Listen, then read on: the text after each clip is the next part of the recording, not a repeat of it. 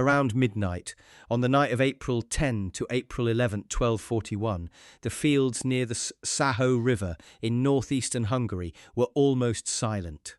Inside the Hungarian camp, men slept beside their horses, wagons stood close together, and the faint light of watchfires moved across shields, ropes, tents, and tired faces. Somewhere beyond the river, in the darkness, the Mongol army was waiting. King Béla IV had brought the royal army here because the bridge over the Sajó seemed to offer something precious, a clear place to defend. If the Mongols crossed there, the Hungarians could meet them. If the bridge held, perhaps the kingdom still had time. Then a warning came.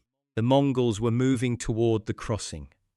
Hungarian commanders rushed through the darkness, and for a brief, desperate moment, it looked as if they had stopped the greatest war machine of the age. But the bridge was not the whole battle. It was only the part the Mongols wanted them to see. And if you stay with this story, the real shock is not that Hungary lost the battle, but how close it came to believing it had already won. To understand why the Battle of Mohi became so devastating, we have to step back from the battlefield for a moment and look at the world that was closing around Hungary. By 1241, the Mongol Empire had already changed the map of Eurasia. It had broken kingdoms, shattered steppe confederations, and forced powerful princes to kneel. The Mongols were not simply raiders moving wherever the wind carried them. They were an organized imperial force with scouts, commanders, engineers, messengers, and a way of war that many of their enemies did not understand until it was too late. A year before Mohi, Kiev had fallen. That mattered deeply, because Kiev was not just another city. It stood on the eastern approach to Europe, connected to trade routes, princely power, and the political world between the steppe and the Christian kingdoms farther west. Once Kiev was broken, the road towards Central Europe felt much shorter. Hungary now stood exposed. The kingdom had a strong warrior tradition. Its nobles could field heavy cavalry. Its lands were rich. Its position behind the Carpathian Mountains gave it natural protection. But natural protection only helps when it is watched, prepared, and supported by political unity. And in the years before the invasion, Hungary's had many strengths on paper, but not enough unity in practice. King Béla IV understood more than many of his nobles wanted to admit. He saw the Mongol threat coming. He knew that ordinary medieval confidence would not be enough against an army that moved faster, scouted better, and fought with a patience that could make even retreat part of an attack. But Béla had a problem inside his own kingdom. He had spent years trying to restore royal authority. That made him stronger as a king, but it also made him enemies among nobles who disliked losing influence. When a king needs obedience in a crisis, years of political resentment can become dangerous. A command that should be simple becomes a negotiation. A warning that should unite men becomes another reason for argument. Then came the Cumans. The Cumans were steppe people, skilled horsemen, and they had been pushed westward by Mongol pressure. Their leader, Khotan, entered Hungary with large numbers of followers and asked for protection. Béla accepted them. From a military point of view, it made sense. If Hungary had to face the Mongols, then mobile steppe cavalry could be extremely valuable. The Cumans understood the world of mounted archers better than most Hungarian nobles did. But inside Hungary, their arrival created fear. They looked different. They lived differently. They had been enemies before. Some Hungarians believed they could not be trusted. Others suspected they might be spies or at least a danger inside the kingdom. In a calmer time, Béla might have had space to integrate them more carefully. But the Mongols were already coming, and fear does not wait for policy. The crisis turned violent. Khotan was murdered during anti-Cuman unrest. After that, many Cumans left Hungary in anger, damaging the countryside as they went. Béla lost exactly the kind of cavalry force he most needed, and he lost it before the main battle even began. That is one of the quiet tragedies behind Mohi. The Hungarian army was not destroyed only on the battlefield. It was weakened by distrust before the first major clash. Meanwhile, the Mongols did not approach Hungary as a single loose horde. They came through a coordinated invasion. One force moved through Poland and defeated European troops at Legnica on April 9, 1241. Other forces struck through Transylvania and the Carpathian routes. The main army under Batu Khan, with the great general Subutai guiding the operation, pushed into Hungary itself. This mattered because it confused the defenders. If an enemy appears in one place, a kingdom can gather against him. If he appears in several places, destroys towns, cuts roads, scatters scouts, and forces every lord to worry about his own lands, then the kingdom's strength begins to separate into pieces. Béla had to gather an army and meet the invaders. He could not simply wait. If he stayed passive, the Mongols would burn deeper into the kingdom, weaken royal authority, and prove that the crown could not protect its people. If he moved too quickly, he risked fighting an enemy whose methods he did not fully understand. That was the trap before the trap. Béla had to act, but every choice carried danger. By early April, the Hungarian army had moved toward the Sajó River, near the village area later associated with Muhi or Mohi. The king, his brother Koloman, Archbishop Ugrin Chasak, nobles, soldiers, retainers, infantrymen, horsemen, servants, and clergy were all drawn toward one place. The Mongols had forced the issue. Hungary's political tension, military confidence, and fear of invasion were now moving toward a single night. And on that night, the question was not whether the Hungarians were brave. They were. The question was whether bravery could survive a battlefield designed by Subutai. The Sajó River was not the largest river in Europe, and it should not be imagined as a vast barrier that no army could cross. But on a medieval battlefield, even a smaller river could decide how armies moved. Men, horses, wagons, and supplies could not simply glide across water in formation. They needed bridges, fords, shallow places, or prepared crossings. That made a river more than a line on a map. It became a problem of time, and time was exactly what the Mongols knew how to use. When Béla's army camped near the Sajó, the bridge became the obvious point of attention. That was natural. Any commander looking at the ground would have seen the same thing. The bridge offered a crossing. If the Mongols wanted to attack, they would probably need it. If the Hungarians could guard it, they could slow the enemy, maybe even force him into a narrow fight. So the Hungarian army settled into a defensive position. Their camp was built around wagons, packed tightly together. This kind of wagon camp was not foolish. Against fast cavalry, wagons could protect men and horses from sudden attacks. They could block direct charges, create a barrier, and give tired soldiers a sense of safety. Inside the camp were nobles with their armed retainers, royal troops, infantry, crossbowmen, churchmen, servants, animals, spare equipment, and supplies. It was crowded, but it felt secure. That feeling mattered. The Hungarian army had been marching under stress. Men had heard stories from the east, and those stories were not comforting. Towns had fallen. Armies had vanished. Refugees had brought fear with them. Even experienced warriors could feel uncertainty when facing an enemy whose victories seemed to arrive faster than explanations. Still, Hungary was not defenseless. Its heavy cavalry could be dangerous in open ground. A mounted charge by armoured nobles and knights could break many enemies if it struck with order and momentum. Hungarian soldiers also had infantry and missile troops. There were men in the army who had fought before, men who knew how to hold their ground, men who did not intend to run from steppe riders. But that kind of strength needed space. Heavy cavalry needs room to form. It needs clear direction. It needs commanders who can see what is happening and send orders in time. A crowded camp with wagons close together and horses packed inside could protect an army from one danger while making it slower to answer another. Across the river, the Mongols prepared in a very different way. Batu Khan was the senior prince commanding the Western campaign. He carried the authority of the house of Genghis Khan.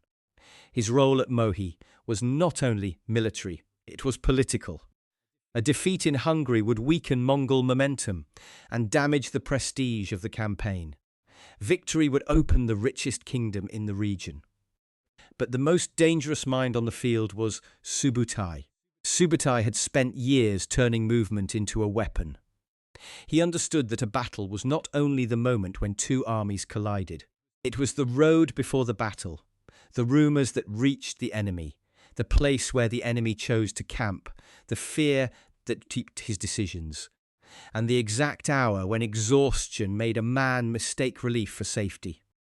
The Mongol army was built for that kind of war. Mounted archers could ride close, shoot, withdraw and return. Scouts could search for weak points. Commanders could coordinate movements across distance. Units could appear to retreat without truly breaking. And when the enemy opened a gap, overextended, or lost formation, Mongol cavalry could turn disorder into destruction. Their weapons matched their system. Composite bows gave mounted archers range and power. Curved sabres, lances and maces served in close combat. Armour varied, but many Mongol troops used lamella protection, leather, metal plates and practical equipment suited to long campaigns. They travelled with remounts, which gave them endurance that many European armies struggled to match. The Hungarians had strong warriors. The Mongols had a system. That difference shaped everything that happened at Mohi. Inside the Hungarian camp, commanders had to decide what the river meant. Did it protect them? Did it slow the Mongols? Did it give the army a clear defensive line? From their point of view, focusing on the bridge was reasonable. It was visible. It was important. It was the kind of place where a night crossing could be stopped. But the Mongols did not need the Hungarians to make a ridiculous decision. They only needed them to make a reasonable decision based on incomplete information. That is why Mohi is so unsettling. The Hungarian commanders were not blind. They did not ignore the bridge. They guarded it. They reacted when warned. They fought hard when the Mongols tried to cross. The disaster came because they saw one danger clearly while missing the larger design. As night settled over the Sajó, the Hungarian camp carried the mood of an army trying to rest without trusting the darkness. Horses shifted. Men listened. Priests may have offered prayers. Soldiers checked straps, blades, shields, crossbows and saddles. Some men probably spoke quietly about home. Others tried to sleep, because fear is harder to carry when the body is exhausted. Across the river, the Mongols waited for the moment when the obvious attack would draw Hungarian attention. The bridge was ready to become the centre of the Hungarian mind. But it was not the centre of the Mongol plan. Around midnight, movement began near the Sajó. At first it may have been only sound. Hooves in the dark, men moving quietly. The faint creak of equipment near the river. Then came the warning.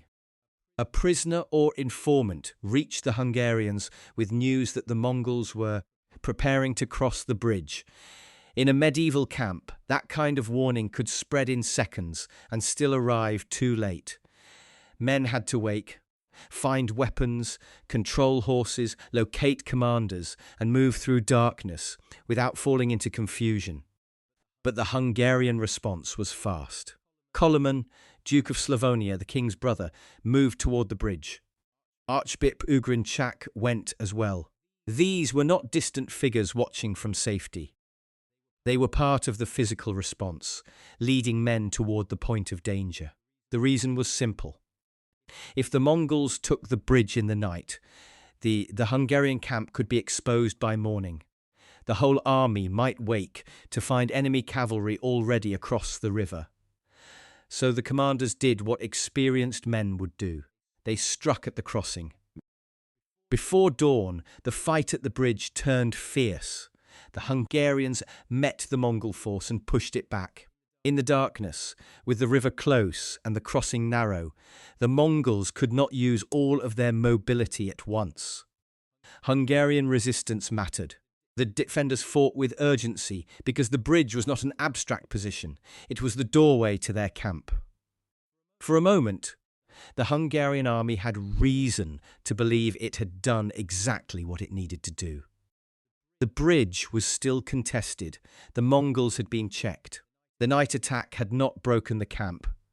Koloman and Ugrin had shown courage and speed. The men who returned from the crossing could carry back a powerful message.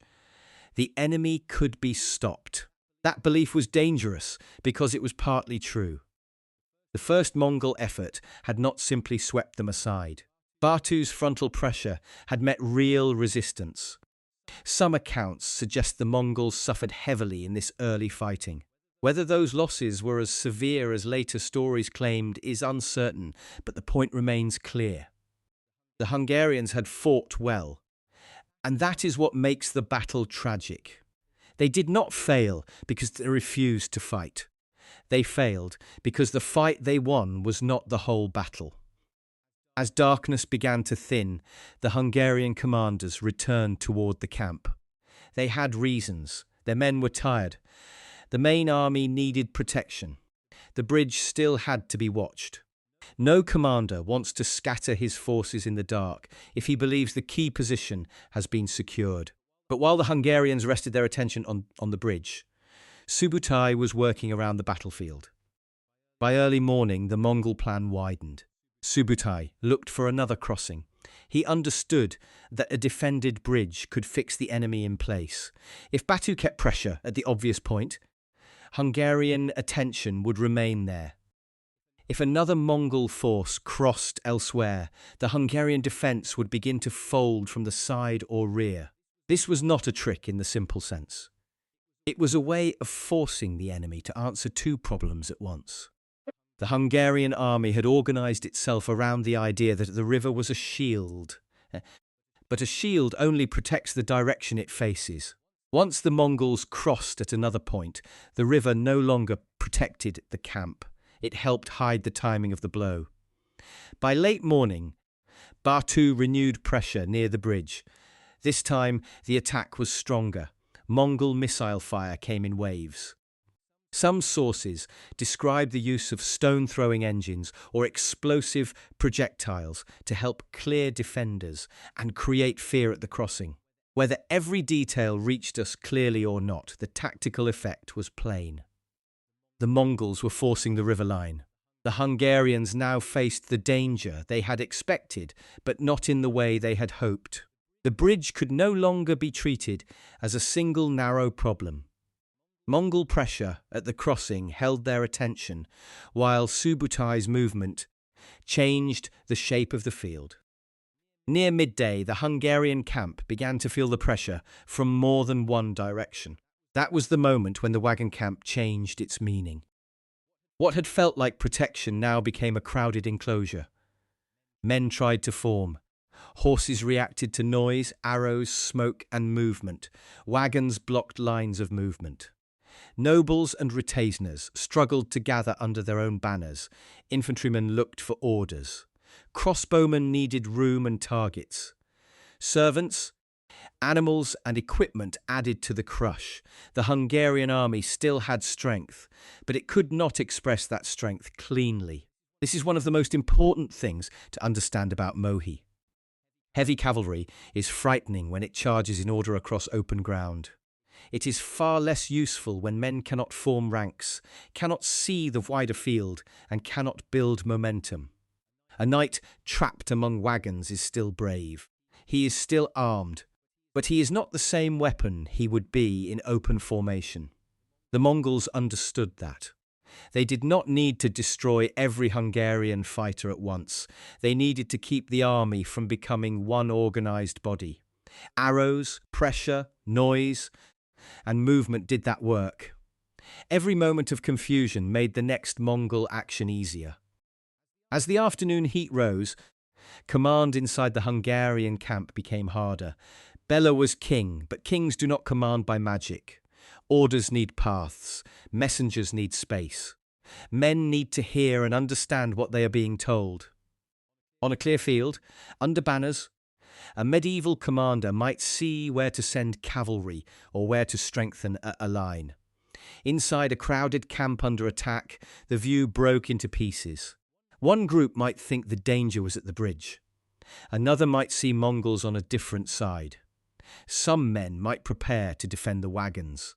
Others might try to break out. Nobles could gather around their own retainers instead of moving as one army. Fear did not have to make them cowards. It only had to make them separate. That separation was fatal. The Mongols attacked with the patience of men who knew disorder was growing. Mounted archers could strike, move, and strike again. Heavier cavalry could threaten weak points. Missiles could keep men down and horses restless. The Hungarians were forced to react again and again, while the Mongols decided where the next pressure would fall. Hours passed, and the camp became harder to hold. Then came one of the most chilling parts of the battle. The Mongols appeared to leave a way out. Two men, trapped inside the camp, that opening must have looked like air. The pressure inside had become unbearable. The wagons that once promised safety now blocked movement. Horses and men were crowded together. The sound of arrows, shouting, and collapsing order made staying feel like waiting for the end. When people see a path out of a trap, they do not always ask who opened it. They move. This was exactly what the Mongols wanted. A disciplined army inside a defended camp is dangerous, even when surrounded. A fleeing army is easier to break into pieces. Once men ran in separate groups, the Mongol cavalry could do what it did best: pursue, isolate, and destroy movement before it could become order again. The escape route was not mercy. It was part of the design. By the time the dust began to settle, the Hungarian army had broken. Some men fell inside or near the camp. Others were caught during flight. High-ranking nobles and churchmen were lost. The details of every death are not needed to understand the scale of the disaster. What mattered was that the royal army, the force Béla had gathered to stop the invasion, had ceased to function as an army. Béla escaped. That single fact mattered enormously. To a modern viewer, escape might look like failure, and in one sense it was. The king had lost the battle. His army had been shattered. The road behind him was filled with ruin. But in medieval politics, the survival of the king could keep a kingdom alive. If Béla had been captured or killed, Hungary might have lost the centre around which recovery could form. The Mongols understood this, which is why pursuit mattered. They did not merely want a field victory. They wanted political collapse. Batu and Subutai had won the battle by turning Hungarian expectations against them. The bridge had drawn attention. The river had shaped confidence. The camp had promised safety. The gap had promised escape. Each promise turned against the men who trusted it. Still, Mohi was not a simple story of Mongol invincibility. The first bridge fight showed that the Hungarians could resist. The survival of Béla showed that the Mongols had not completed every objective. And the devastation that followed would create a new question, one that mattered far beyond the battlefield. What happens to a kingdom after its army is destroyed? After the noise of battle, the fields near the Sajó must have felt unreal. The wagons that had formed the Hungarian camp stood broken or abandoned. Shields, saddles, taunts, banners, arrows, and scattered equipment marked the places where men had tried to hold together. Horses that had survived were exhausted. Smoke and dust hung over the ground. The river that had seemed so important the night before kept moving as if nothing had changed. But everything had changed. The Hungarian losses were severe, though exact numbers are difficult to state with confidence. Medieval sources often exaggerate armies and casualties, sometimes to honor the dead, sometimes to magnify victory, and sometimes because no one on the field could truly count what had happened. It is safer to say this. The battle destroyed a large part of Hungary's field army and killed or scattered many of the kingdom's military, noble, and religious leaders. The damage was not only measured in bodies, it was measured in confidence. Before Mohi, Hungary still had a royal army in the field. After Mohi, the kingdom had a fleeing king, shattered command, burned settlements, and a population trying to understand how the strongest defense they could gather had collapsed in a single night and morning. Béla fled westward. The Mongols pursued him because his survival mattered. As long as the king remained free, Hungary had a political centre. It could still issue commands, seek allies, and imagine recovery. If Béla fell into Mongol hands, the kingdom might lose its ability to organise resistance. In the weeks and months after the battle, the Mongols moved through much of the Hungarian plain. Pest was burned. Open settlements suffered terribly. Lowland regions, especially those exposed to cavalry movement, faced devastation. Some areas were hit harder than others, and modern historians are careful about treating all of Hungary as equally destroyed. But in the places most exposed to the invasion, the shock was catastrophic. People fled where they could. Fortified places mattered more than ever. Forests, marshes, rivers, mountains, and stone defences became the difference between survival and ruin. The Mongols could dominate open country with terrifying speed, but holding an entire kingdom was more complicated than winning a battle. That difference matters. Mohi looked like the end of Hungary. For anyone watching the royal army collapse, it would have been hard to imagine recovery. But victory on the field is not the same as permanent rule. The Mongols had broken the army, opened the plain, and shaken the kingdom to its core. Yet they had not captured Béla, and they had not solved every problem of occupation, supply, resistance, and distance. The battle had answered one question with brutal clarity. Hungary's old way of meeting the enemy had failed, but another question remained open. Could the kingdom survive long enough to become something harder to destroy? The Mongols withdrew from Hungary in 1242, and for centuries people have asked why.